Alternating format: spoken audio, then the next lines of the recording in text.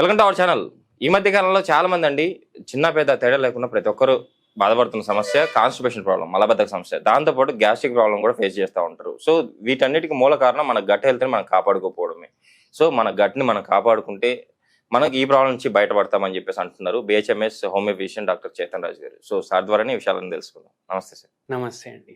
Sir, constipation problem అయినా at the same time gastric problem అయినా ఈ రెండింటికి కామన్గా మనం కాపాడుకోవాల్సింది గట్ హెల్త్ అంటున్నారు.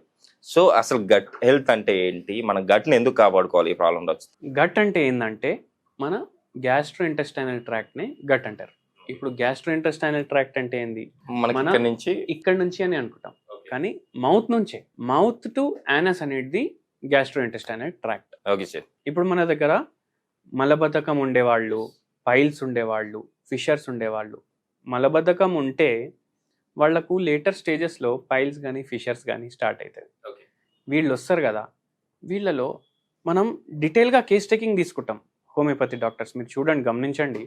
హోమియోపతి డాక్టర్ దగ్గర ఫస్ట్ టైం పోతే ½ అన్ అవర్ మినిమం పడుతుంది. ఓకే. అయితే వీళ్ళ జీర్ణ వ్యవస్థ ఏదైతే ఉంటుంది కదా, అది కరెక్ట్ ఉండదు. అందుకే వీళ్ళకు కాన్స్టిపేషన్ అవుతుంది కదా. సో ఇప్పుడు మనకు డైజెషన్ గురించి మాట్లాడినాము. అయితే నేను ఇప్పుడు చెప్పాను కదా మీకు ఇంత శాతం మందికి ఇట్లా ఉంటుంది అనేసి. ఇప్పుడు సింపుల్ మీకే అడుగుతా నేను. ఓకే. మీరు డైలీ ఎన్ని మీల్స్ తీసుకుంటారు చెప్పండి? 2 తీసుకుంటాను సార్, మధ్యాహ్నం నైట్. మళ్ళీ టిఫిన్ కూడా తింటారు కదా మార్నింగ్. ఇప్పుడు మీరు ఇంటికెళ్ళి బయలుదేరేటప్పుడు తింటారు, లేదంటే ఈడికి వచ్చి తింటారా టిఫిన్? మార్నింగ్ ఇంటి దగ్గరే తింటాను సార్. ఇంటి దగ్గరే తింటారు. అయితే మీరు లేచినప్పటి నుంచి మీరు ఎప్పుడైతే స్టార్ట్ అవుతారు, ఎంత టైం ఉంటుంది మీ దగ్గర? పిల్లల్ని డ్రాప్ చేయాలి, పిల్లల్ని రెడీ చేయాలి, మళ్ళా అన్ని పనులు ఉంటాయి, ఫాస్ట్ ఉంటాయి పనులు.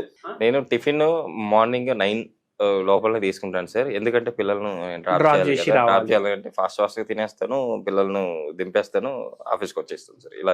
ఇలా చేస్తారు కదా. అయితే 9ంటికి మీరు తింటే మళ్ళీ 10ంటికి మీరు ఆఫీస్లో ఉండాలి.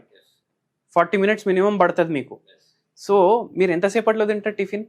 నా టిఫిన్ అయితే 3 మినిట్స్ నుంచి 5 మినిట్స్లో అయిపోతుంది సార్. 3 మినిట్స్ to 5 మినిట్స్లో అయిపోతుంది. అంటే బై ఛాన్స్ ఇడ్లీలు తిన్నారనుకోండి, 4 ఇడ్లీలు అయితే తింటారు కదా మీరు. 3 నిమిషాల్లో మీరు 4 ఇడ్లీలు తినేస్తున్నారు. దాని తర్వాత ఈడికి వస్తారా? ఈడికి వచ్చినాక లంచ్ ఎంతసేపట్లో చేస్తారు?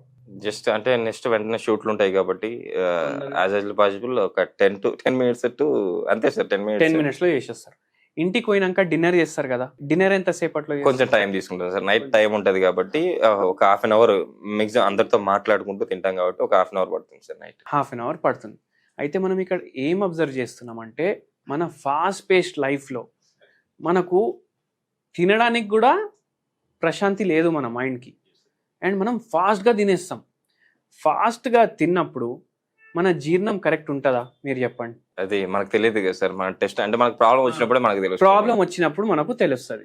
సో మనం ఇప్పుడు 70% పేషెంట్స్ ఎవరైతే మలబద్ధకం కానీ, పైల్స్ కానీ, ఫిషర్స్ కానీ, అసిడిటీ ప్రాబ్లం, ఛాతీలో మంటలు, ఒక పేషెంట్కి ఛాతీలో నొప్పి, మళ్ళా బ్యాక్ సైడ్కి పెయిన్ లాగుతుంది మొత్తం.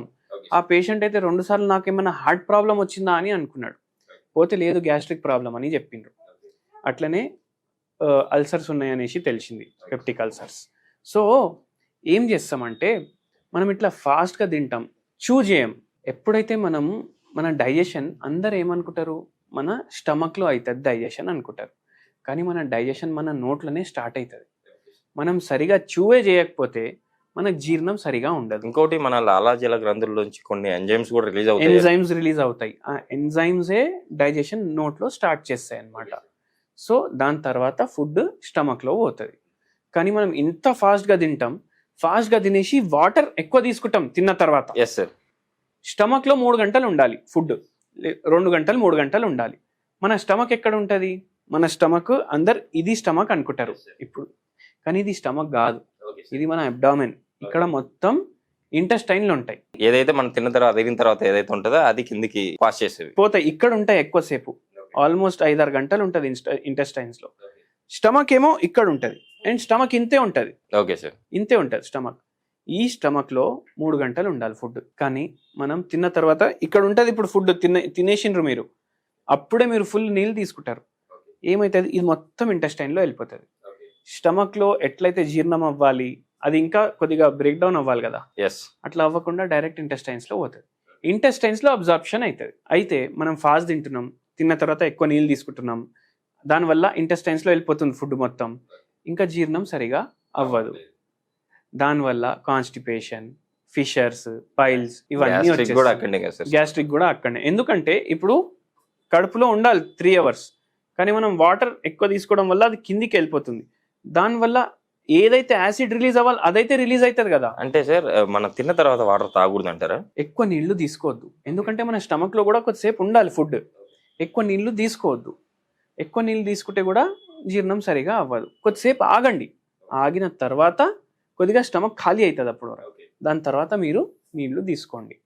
సో ఇవి కొన్ని మన జీర్ణ కరెక్ట్గా అవ్వాలంటే ఏందనేసి. ఓకే, సో మన గట్ హెల్త్ అంటే ఏంటి అని చెప్పి చాలా చక్కగా వివరించారు. మనకెందుకు ఈ ప్రాబ్లం, కాన్స్టిపేషన్ ప్రాబ్లం కానీ at the same time gastric problem ఎందుకు వస్తుందో కూడా ఎక్స్ప్లెయిన్ చేశారు ఇన్ డీటెయిల్గా.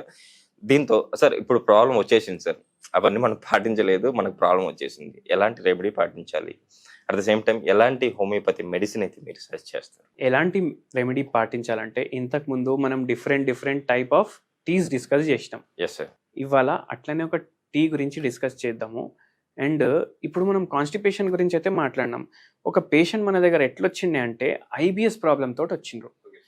ఐబిఎస్ అంటే ఏంది అంటే అది ఒక సైకోసొమాటిక్ డిసార్డర్.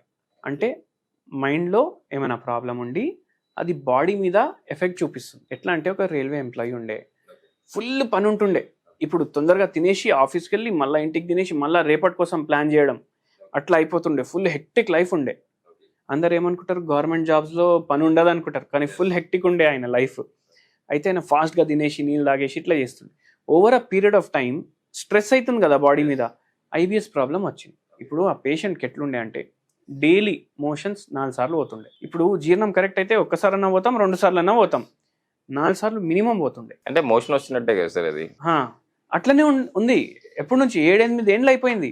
అండ్ స్పెషాలిటీ ఏముండే అంటే తిన్న తర్వాత కొద్దిసేపటికి మోషన్ ఫీలింగ్ వస్తుంది. Okay sir. ఇప్పుడు ఆఫీస్కి పోయినా తిన్నారనుకోండి లంచ్, దాని తర్వాత 10-15 నిమిషాల తర్వాత మోషన్ పోవాలి. అయితే ఆ పేషెంట్ బాధ ఎట్లా చెప్పిండంటే నాకు, సార్ ఇప్పుడు నేను అసలు బయటికి పోయి మా ఫ్యామిలీతో డిన్నర్ చేయాలంటే కూడా 10 సార్లు ఆలోచించాలి, తినేటప్పుడు ఎక్కడ మోషన్ వస్తుందో తెలియదు. Yes sir, correct. సో ఆ పేషెంట్కి అండ్ మనందరు ఎవరైతే వీడియో చూస్తున్నారో వాళ్ళు కూడా మంచిగా వింటే వాళ్ళకి తెలుస్తుంది.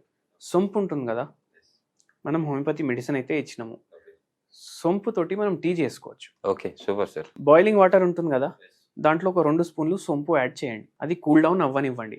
సొంపులో ఉన్న ప్రాపర్టీస్ అన్ని దాంట్లోకి వస్తాయి. ఓకే. మన జీర్ణం సరిగా అవ్వాలంటే సొంపు తీసుకుంటారు చాలా మంది, కానీ ఇట్లా వాటర్లో వేసి తీసుకోవడం వల్ల దాని ప్రాపర్టీస్ మంచిగా పోతాయి. Okay sir. అండ్ అది మీరు ఆఫ్టర్ మీల్ ఒక ½ an hour తర్వాత 1 కప్లో వేసుకొని డైలీ తీసుకోండి. దాంతో కొద్దిగా రిలీఫ్ వస్తుంది. కాన్స్టిపేషన్ ఉన్న వాళ్ళకు కాన్స్టిపేషన్కి రిలీఫ్ వస్తుంది. ఒకవేళ జీర్ణం సరిగా అయితే లేదంటే వాళ్ళకు కూడా రిలీఫ్ వస్తుంది. అండ్ కొందరికి పైల్స్, ఫిషర్స్, ఫిష్లా ఉండే వాళ్ళకు కొద్దిగా వాళ్ళు తీసుకుంటే వాళ్ళకు మోషన్ కూడా ఫ్రీ అవుతుంది, కొంచెం వాళ్ళకు రిలీఫ్ కూడా అనిపిస్తుంది సిమ్టమ్స్. ఇది అయితే హోమ్ రెమెడీ చెప్పినాను. ఇప్పుడు మనం ఏం హ్యాబిట్స్ చేస్తే కరెక్ట్ అవుతుంది? మనము డైలీ ఒక టైం అంటే ఆ టైంకి తినాలి, కొద్దిగా మెల్లిగా తినాలి. మనము ఎందుకు ఇంత ఇప్పుడు హార్డ్ వర్క్ చేస్తాం కదా, దేనికోసం చేస్తాం? రోటీ కపడా మకాన్ అని అంటాం మనం. మనకు తిండి అప్పుడే ప్రశాంతంగా మనం తినకపోతే మన బాడీ ప్రశాంతంగా ఉండదు, లేని రోగాలు అన్నీ వస్తాయి. అందుకే తినేటప్పుడు మీరు మీ గురించి ఆలోచించుకుంటా మంచిగా తినండి, ఆ ఫుడ్ని ఎంజాయ్ చేయండి. ఓకే సార్, అది ఇంపార్టెంట్. సెకండ్ థింగ్ ఏంటంటే ప్రీబయోటిక్స్ ఎక్కువ ప్రిఫర్ చేయాలి మీరు మీ డయట్లో. ప్రీబయోటిక్స్ అంటే ఏవైతే ఫుడ్ ఐటమ్స్ మీరు తీసుకుంటే మీ గట్టులో గుడ్ బ్యాక్టీరియా ఉంటుంది, అది పెరగాలి అంటే మీరు ప్రీబయోటిక్స్ మంచిగా తీసుకోవాలి. ఎలాంటి ప్రీబయోటిక్స్? ప్రీబయోటిక్స్ అంటే మీకు సింపుల్గా చెప్పేసేయాలంటే ఉల్లిపాయలు, ఎల్లిపాయలు ఇవి 2 తీసుకోండి అండ్ ఫుడ్లో కూడా రెగ్యులర్లీ యాడ్ చేయండి. అయితే ఇవి ప్రీబయోటిక్లు, గట్ హెల్త్ కూడా ఇంప్రూవ్ అవుతుంది. దాని తర్వాత ప్రోబయోటిక్ చాలా ఇంపార్టెంట్. ఇప్పుడు మీరు ఎండింగ్ మీల్ చేసేటప్పుడు ఏం తింటారు? ఎండింగ్ మీల్ చేసేటప్పుడు లాస్ట్ పెరుగుతో తింటాం సార్. పెరుగుతో తింటారు కదా, మ్యాక్సిమం అందరు అదే చేస్తారు, మజ్జిగ కానీ పెరుగు కానీ. అది ప్రోబయోటిక్. అంటే దీంట్లో మన గుడ్ బ్యాక్టీరియా ఏదైతే ఉంటాయి కదా, ఇవి ఎక్కువ ఉంటాయి. సో అవి డైలీ రీప్లేస్ అవుతూనే ఉంటాయి. అట్లా చేస్తే మనకు మన గట్ హెల్త్ మంచిగా ఉంటుంది, కాన్స్టిపేషన్ రాదు, జీర్ణం మంచిగా ఉంటుంది, అండ్ ఈ ఐబిఎస్ లాంటి ప్రాబ్లమ్స్ వాళ్ళకు కూడా రిలీఫ్ ఉంటుంది. సో ఇట్లా చేయడం వల్ల మన గట్ హెల్త్ మంచిగా ఉంటుంది. నిజంగా సార్. హోమియోపతి మెడిసిన్ అంటే ఇప్పుడు మీకు కాన్స్టిపేషన్ ప్రాబ్లం ఉంది, బాగా అవస్థ పడుతున్నారంటే మీకు కొద్దిగా రిలీఫ్ కోసం ఏది వేరే ప్యాథాలజీ లేదు అంటే ఓన్లీ కాన్స్టిపేషన్ ఒకటే ఉంది మైల్డ్గా, మీరు ఏం చేసుకోవచ్చు అంటే బ్రౌనీ అనేసి ఒక మెడిసిన్ ఉంటుంది, 10 పొటెన్సీ. డైలీ పడుకునే ముందు ఒక చిన్న కప్ వాటర్లో 5 డ్రాప్స్ వేసుకొని తీసుకొని పడుకోండి. నెక్స్ట్ డే మార్నింగ్ మీకు ప్రాబ్లం సాల్వ్ అయిపోవాలి. నిజంగా సార్, ఈరోజు మన ప్రేక్షకుల కోసం చాలా చక్కటి గట్ హెల్త్ మనం ఎలా కాపాడుకోవాలి, సో మనకున్న ప్రాబ్లమ్స్ అన్నిటికీ ఈ గట్ హెల్తే మనకు కారణము. సో దీన్ని కాపాడుకుంటే ఆటోమేటిక్గా మనకు వేరే రకాల వ్యాధులు రాకుండా మనం బయటపడవచ్చు అని చెప్పి చాలా చక్కగా వివరించారు సార్. Thank you.